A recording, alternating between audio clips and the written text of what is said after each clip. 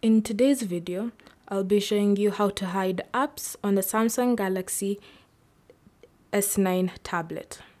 So first, open Settings, and under Settings, scroll down until you find Home Screen. Next, you should see the option Hide Apps on Home and Apps Screen. Tap on that.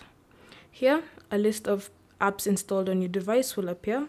So all you need to do is tap on an app, and then you'll notice a section appearing called Hidden Apps. So if you select an app like that, you'll notice it keeps being added here, meaning it's going to be hidden. So you can add as many as you want, and if you accidentally add one without meaning to, all you need to do is tap on the minus button like that, and it will be removed from the hidden apps. Once you're satisfied with how many are being hidden, tap on Done.